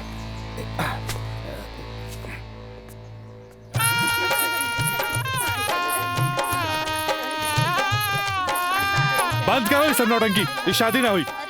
अरे हटा यार। सब हटा। अरे ऐसे ना शुभ बात काहे करता रहा? हम सही कहा था नहीं भाई, अभी भी आना हुई। अरे ही का? अरे तो हर दिमाग खराब हो गई लड़का। बियाह करे से पहले हमरा से पूछ ले लड़का। आए का जरूरत है ऐसा बियाह करे के? का करती? वैसे ना मानत रहे तम कानून से बच्चे के खातिर बियाह के नौटंकी कर देनी। जाके ओकरा बुला करके घर लिया बा। अरे बाबूजी अगर ऐसा ला के खड़ा कहीं नू तो ऐसा कितना पतों से तारी घर भर जाई बुझाइल। तो फिर का करबा तू? अब हम देखे हमरा का करे के बा। बहुत हो गई, बहुत हो गई। देखा देख रहलू है ना तू? एकर दिमाग चल गई बा।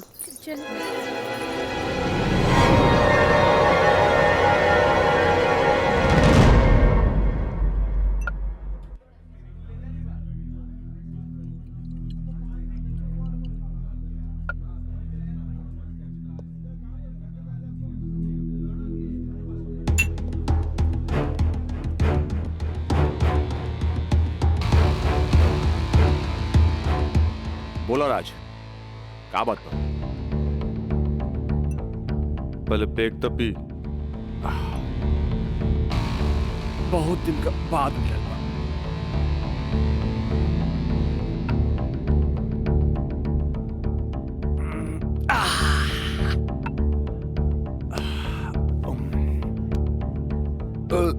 अब बतावा का बात बा?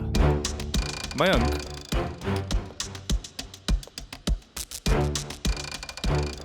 भाई तोरा अपन बयान बदले के पड़ी। एफिडेविट के बाद भी? दोस्ती खातिर।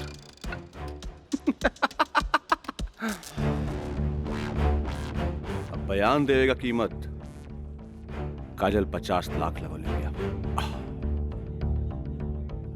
बयान बदले के बाद बयान बदले का कीमत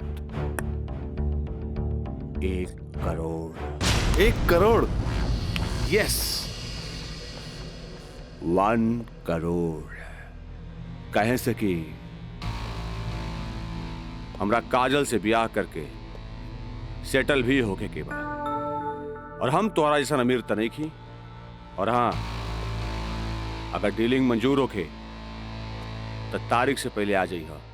अच्छा, हम चलत नहीं।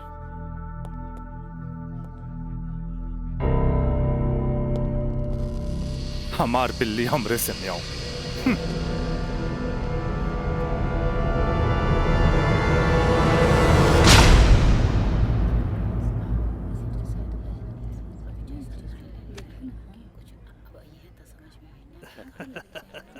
आज हम ही जीतब। केस बहुत बढ़िया बा। Order order. बचाव पक्ष अपनी बात रख सकते हैं।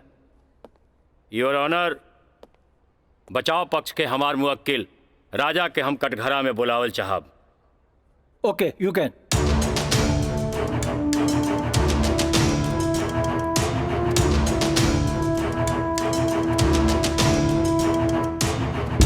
हम गीता पे हाथ रख के कसम खाता नहीं, जे भी कहब सच कहब, सच के सिवा कुछ न कहब। हाँ तो मिस्टर राजा, आप अपन बचाव में का कहल चाहते नहीं? जज साहब, हम ये बात माना तानी कि हम और ये काजल कॉलेज के दिन से एक दूसरा के चाहता नहीं। अपना अपना मर्जी से हम दोनों भाग के शादी भी मंदिर में कर लेनी। होटल के बिल और ही शादी के खर्चा कुछ ज्यादा हो गए रहे, यही से हमरा घर वापस आए के पड़ल। पर जज साहब, हमार इरादा बिल्कुल नेक रहे। हम सोचनी कि हम घर वापस आके अपना पिताजी से कुछ पैसा भी ले लहब और उनका के शादी के बारे में कुछ सच्चाई भी बता दे। जज साहब, हम बिल्कुल निश्चिंत रहे कि काजल के देख रेख ला वहां हमार जिगरी दोस्त मयंक तो बढ़ले बा। पर जज साहब, जब हम वापस लौट के गई तो वहां के नजारा देख के तो हमार होशे उड़ गई। जज साहब, हमार नई नवेली दुल्हन काजल हमारा जिगरी दोस्त मयंक के बहिया में गलबहिया खेलत रहे। आई ऑब्जेक्ट मिलॉर्ड। इस सरासर झूठ बोलत जा रहलन ह। Objection overruled.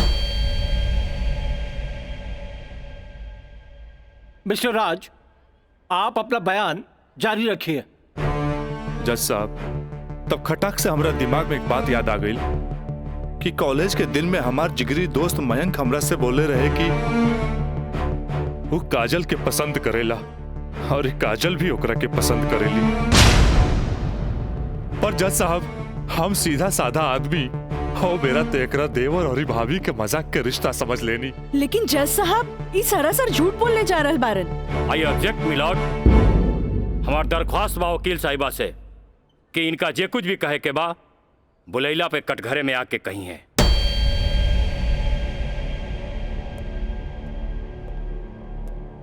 आप कंटिन्यू कर सकते हैं मिस्टर राज।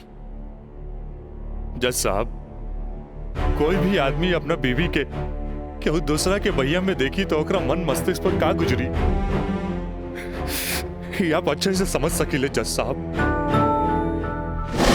मिलॉर्ड, इस सरासर झूठ के पुलिंदा आपके सामने रखल जा रहल बा। कोर्ट के गुमराह करे की कोशिश कइल जा रहल बा। तया पानी ना कोर्ट के सही रास्ता दिखावे वाली। अरे घबराई ना, जल्दी ही रहुओ के बयान देवे के समय मिली।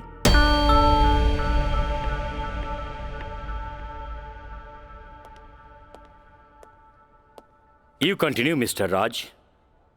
जज साहब, समय के साथ साथ हम तो अपना आप के समझा लेनी और एक बुरा सपना समझ के हम सब कुछ भूल के काजल के अपनावे खातिर भी तैयार रही। हम आज भी काजल के अपन धर्म पत्नी मानी ले, अपन धर्म पत्नी मानी ले हम काजल के। That's all my Lord.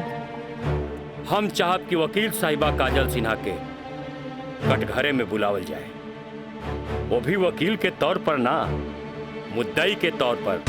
इजाजत है।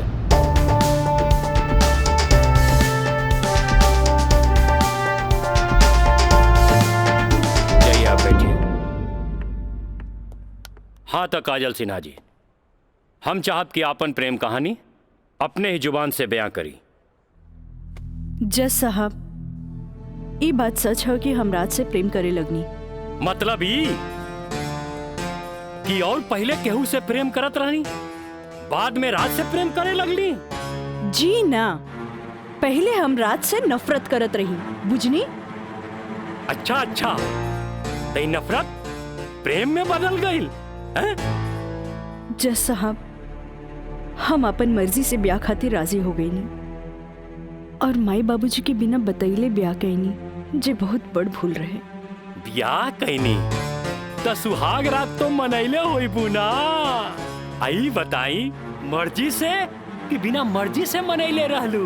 वकील साहब, दुनिया की हर लड़की जब अपन मर्जी से ब्याहली तो उस सुहाग रात भी अपन मर्जी से ही मनावेली ना। हम ए से पूछत रही कि जब सुहाग रात मनावत रहलू तब बगल के कमरा में राज के दोस्त मयंक रहलन ना। तका भइल, मयंक के हम शुरू से देवर के तौर पे देखत रही। अरे देखत भी रही कि मानत भी रही? मानत भी रही वकील साहब, मानत भी रही। जज साहब, यहाँ तक की कहानी तो महज एक कहानी बा जे हर लड़की के जीवन में आवेला। बाकी सेक्शन 420 तो यहाँ से शुरू हो गई कि एगो पति विश्वास में लेके अपन पत्नी के देवर के संगे छोड़ के चल जाला और उहे देवर अपन भाभी के इज्जत के तार तार करे में हर मुमकिन कोशिश लगा देला। बेचारी औरत कैसे भी अपन इज्जत और जान बचा के भाग चलेली और फिर पति मिल जाला और वही कहला कि जे कुछ भी भइला ओकर नाम अब तू रेप तो ना दे सकीलू, काहे कि वो शादी के बाद भइला।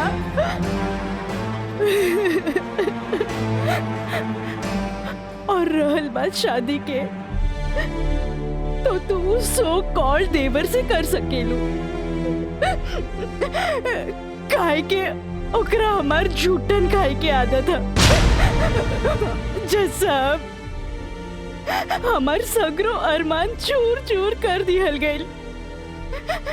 हमरा कुछ समझ में ना आइल। आखिर हम करी तो का करी? हम परिवार से मजबूर हो गए नी जैसा हमरा झुट्टन बना देल गए। हम झुट्टन हो गई नी, हम झुट्टन हो गई। मिलॉर्ड, अब इनका मेलोड्रामा झूठ हो या साच, इसे साफ जाहिर होला ई झूठन कहां बारी।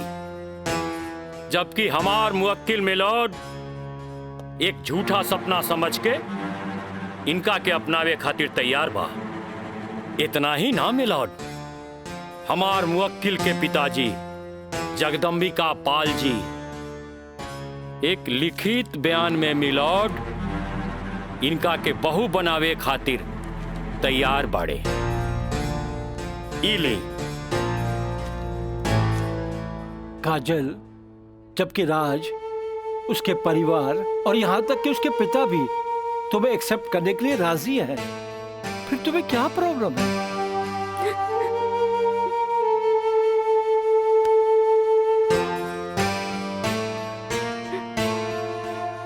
तुम बोलती क्यों नहीं हो? कुछ तो बोलो। मिलॉर्ड, वहाँ मर जान के खतरा है।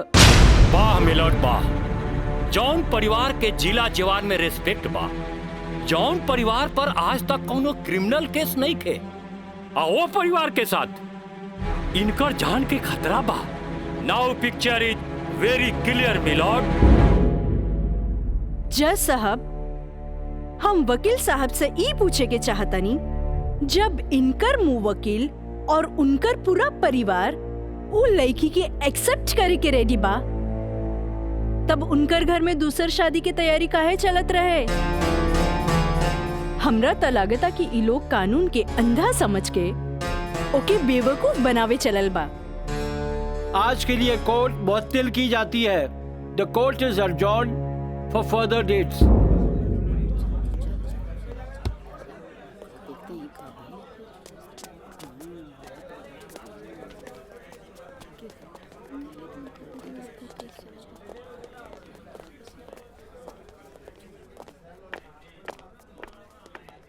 वकील साहिबा, अरे वाह, तू तो बड़ा चालाक बड़ू हो। एफिडेविट करवा के मैं के तू अच्छा यूज कैलू। आपके के कह दलस कि कोई वकील के सबूत इकट्ठा करे खातिर चालाक ना होके के चाहिए? बाकी चालाकियों में भी हम तोहर बापे निकला। और अगला डेट में दूध में ऐसा पानी मिलाई, देखते रह जाओ। चलो बाबूजी। देखो काजल जी, कल कोर्ट में उनके वकील ने जो बहस की, ये एक केस है 99 दिल्ली का। तुम्हारे केस से बहुत कुछ मिलता जुलता है। जी सर। और इसमें उसके पक्ष में फैसला हुआ था। मैं इसको अंडरलाइन कर दे रहा हूँ। ओके। हाँ। तो ये पॉइंट जो है, ये पॉइंट ध्यान से पढ़ लेना। जी सर। और कल तुम्हारी बहस में ज्यादातर ये बातें होनी चाहिए। ओके। समझ गई ना मिथिलेश? जी। थोड़ा ध्यान रखना, ये सारे पॉइंट्स इसके दिमाग में बैठ जाने चाहिए, क्योंकि सारी बहस इसी पर होनी है। जी। कल की बहस बहुत इंपॉर्टेंट है। जी सर। ये बुक ले जाओ, अच्छी तरह से इसकी स्टडी कर लेना। जी सर। ठीक है, जाओ बेटा। Thank you sir. God bless.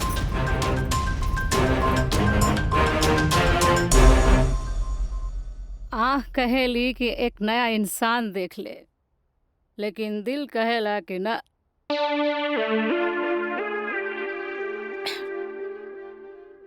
कि वह शख्स एक दिन लौट के जरूर आए।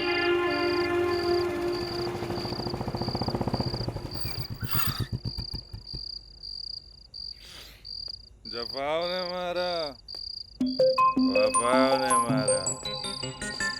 निराली, अरे निराली, मुझे तेरी अदाओं ने मारा।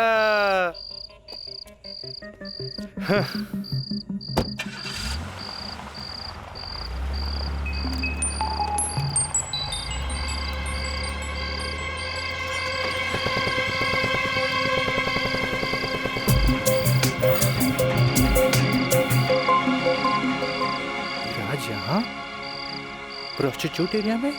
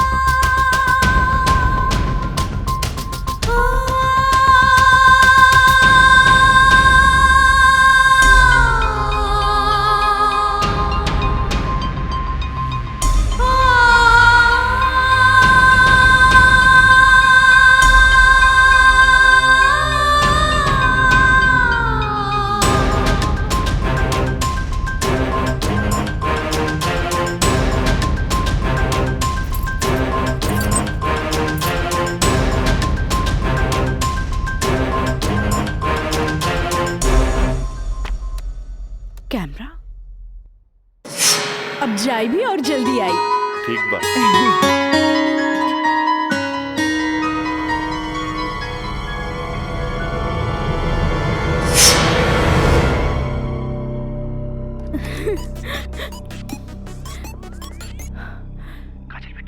हाँ काका, काजल बोलतानी। काजल बिटिया, काम हो गई। का काम हो गई काका? जल्दी से 3 कोनवा पर आ जा। ठीक है काका, आवतानी। का बात है? केहू देखत तो नहीं खे? इला तार दिहल कैमरा और ई रहल कैमरा के चिप बिटिया। हे भगवान, बहुत बचबुचा के आइल बानी ताकि केहू के शक ना हो। थैंक यू काका। अरे रीका बिटिया, देखा बिटिया, भगवान के घर में देर होला, अंधेर नहीं खे, और भगवान तारा बहुते कामयाबी दी है। अच्छा बिटिया जी। अच्छा बिटिया, हम जाता नहीं। ठीक बा।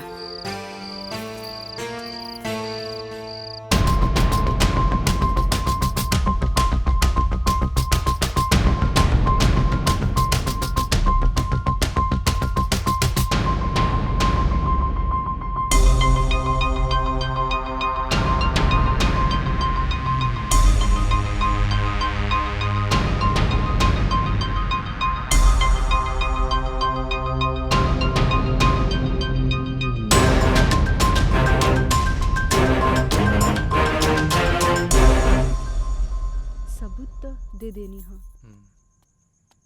बाकी सर आ गए।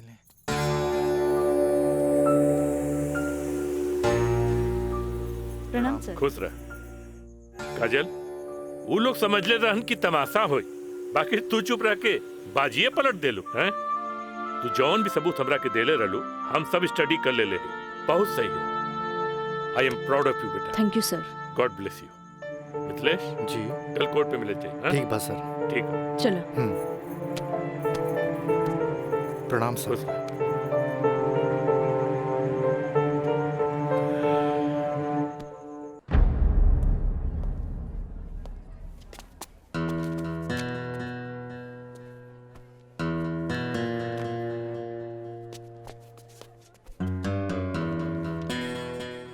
अदालत की कार्रवाई शुरू की जाए।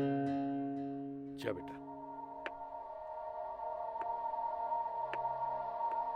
मिलॉर्ड, असल में ई केस एगो अय्याश अमीर आदमी के अय्याशी के केस है।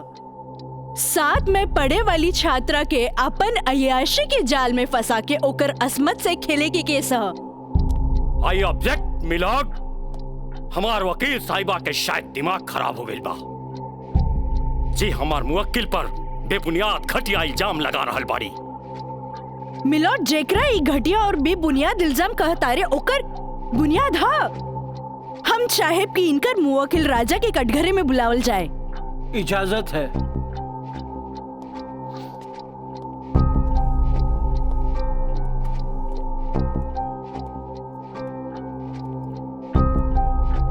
जज साहब, ई उहे आदमी है जे लड़की के चाय के कुर्बा समझेला, जेके पिया और फेंक द। इनकर अयाशी के सबूत के तौर पर हम अपन एगो गवाह पेश करे के चाहतानी। इजाजत है।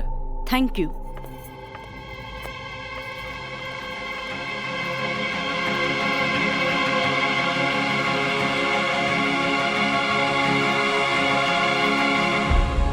जज साहब, इस शहर के जानल मानल तवाइफ कस्तूरी बाई है।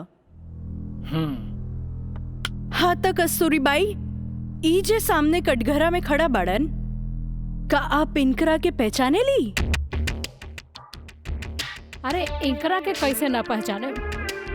ई तो हमार पुराना ग्राहक राजा हवन। Good, thank you. अब जा सकेनी।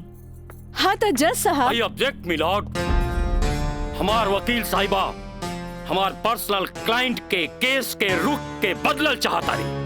आखिर केस के ई बात से का वास्ता? वास्ता हाँ जज साहब, वास्ता हाँ। जॉन परिवार के रिस्पेक्ट के गुणगान हमार वकील साहब करत आ रहल बारन, वो परिवार के एक लौता बेटा के चरित्र से वास्ता कैसे ना रही? बताइए जज साहब। अब हम अपन अगला गवाह राजा के कॉलेज के प्रिंसिपल एनके गॉड के पेश करे के चाहता नहीं। इजाजत है। Thank you. प्रिंसिपल श्री एनके गौड़ हाजिर हो।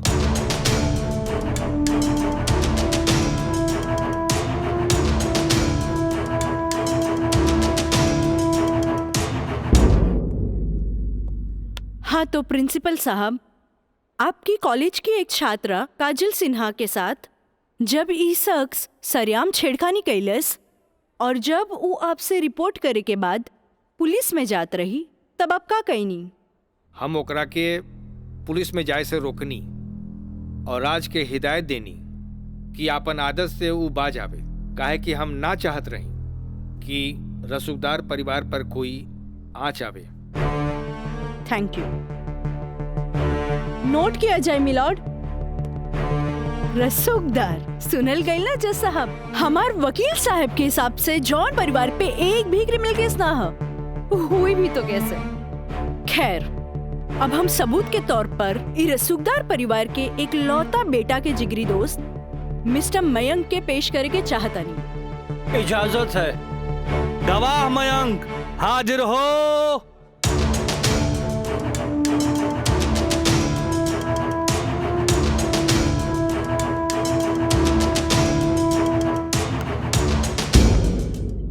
हाँ तो जज साहब। जज साहब, हमार वकील साहिबा खामोखा अदालत के वक्त के बर्बाद कर रहल बाड़ी और उस सवाल के जवाब देवल नहीं की चाहत जेमे बियाहता के पति और पति के पूरा परिवार बियाहता के रखे खातिर तैयार बा। तही बात में कौन जान के खतरा बा? बियाहता ई शख्स उहे आदमी बाड़न जेकर मदद से शादी जैसन पवित्र बंधन के आड़ में कानून के धोखा देवे के साजिश रचल गई, जेकर रचयिता बाड़े मिस्टर राजा और साथ देवे वाला बाड़न मिस्टर मयंक। हाँ तो मिस्टर मयंक, तू अपन जुबान से ही उस सो कॉल्ड शादी के आंखों देखा हाल बतावा।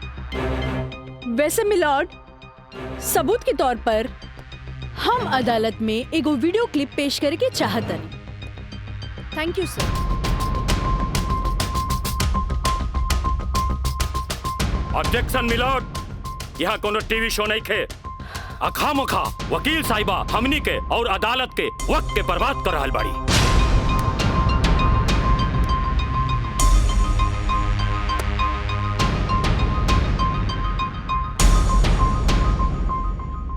जज साहब, वीडियो क्लिप में साफ दिख रहल बा कि दुल्हा दुल्हन के दाएं बाएं ना बल्कि आमने सामने बैठाल गईल ह, जे हिंदू रीति रिवाज से बिल्कुल गलत बा।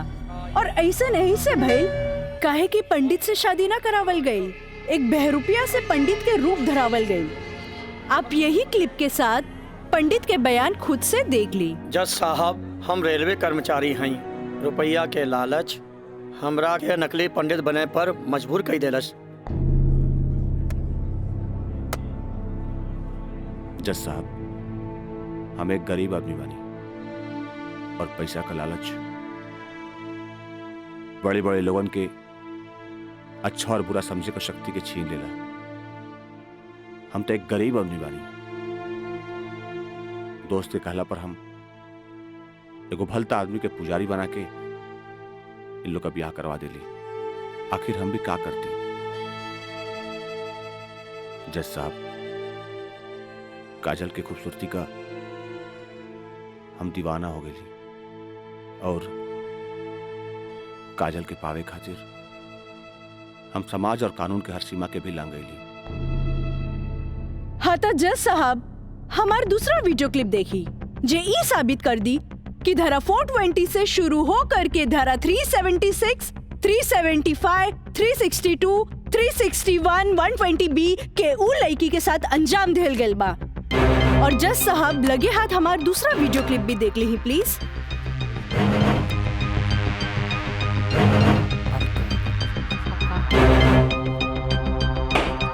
Order order. अरे हटाओ, हटाओ, हटाओ। हम सही कहा था भाई, अभी भी आना हुई तोहरा के बियाह करे के कौन कहले रहे? तो का करती? वैसे ना मानत रहे तो हम कानून से बचे के खातिर बियाह के नौटंकी कर देनी। जाके ओकरा बुला के घर लिया। अरे बाबूजी, अगर ऐसे ला के खड़ा गई नू तो ऐसा नहीं कितना पतों से तारी घर बढ़ जाई बुझाई।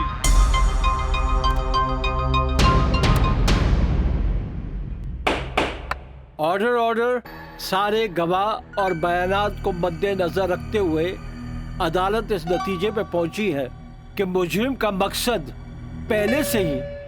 पहले से ही धोखाधड़ी से कहीं आगे था, क्योंकि उसका मकसद उस लड़की को धोखा ही नहीं देना था बल्कि उसके साथ शारीरिक संबंध स्थापित करना था। और यह भी साबित होता है कि मुलजिम ने बलात्कार को शादीशुदा जिंदगी को एक व्यवहारिक रूप देकर कानून को धोखा देने की कोशिश की है। इसलिए अदालत धारा 420 से बढ़कर इसे 376 एक रेप केस करार करती है और साथ ही महंग को इस अवैध कार्य में साथ देने के लिए धारा 120B को अदालत मुकर्रर करती है। धारा 376 के तहत मुलजिम राजा सिंह को 9 साल एवं उसके साथी मयंक को धारा 120B के तहत 4 साल बामुशक्कत कारावास की सजा देती है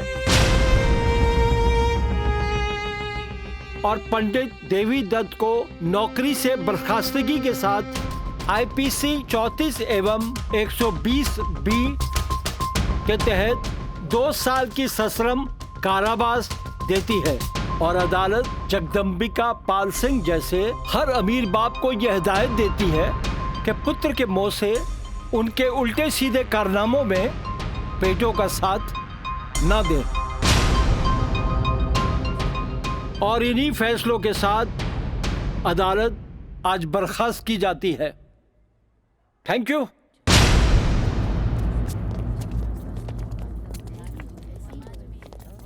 सर,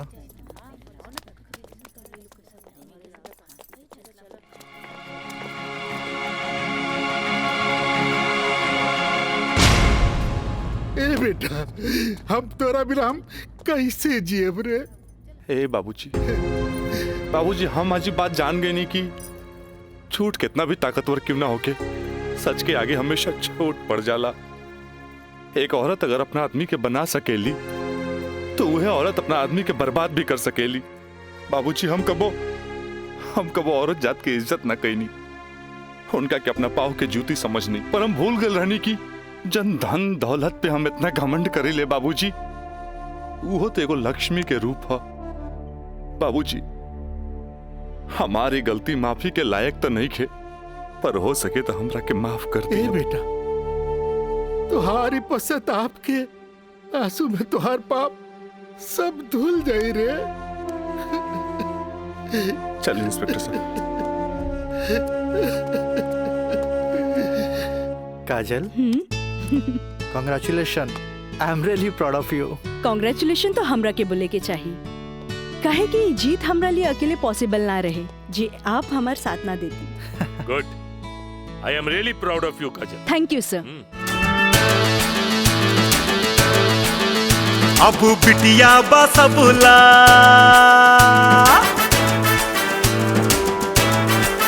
हो, अब बिटिया बसबुला अबला ना बोझ रे, आइल में का जमाना सोच भइल सोझ रे।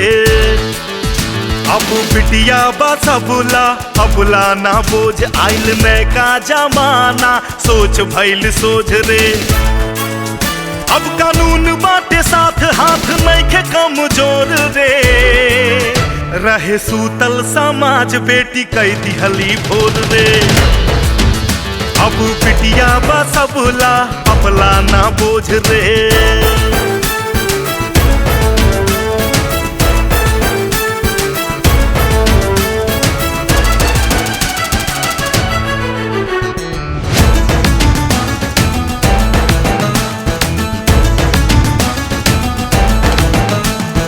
मान अभिमान बा बेटी गुमान बा, जिंदगी के जंग में ही बेटवा समान बा। मान अभिमान बा बेटी गुमान बा, जिंदगी के जंग में ही बेटवा समान बा। बिटिया के तरकस में हिम्मत के बान बा, बाबूजी के बाछी ता छुअत आसमान बा। कायल बा दुनिया बा बुनिया के ओझ के, इता बड़बड़ करना मानू करा ताटे रोज रे। अब बिटिया बसबुला अबला ना बोझ रे।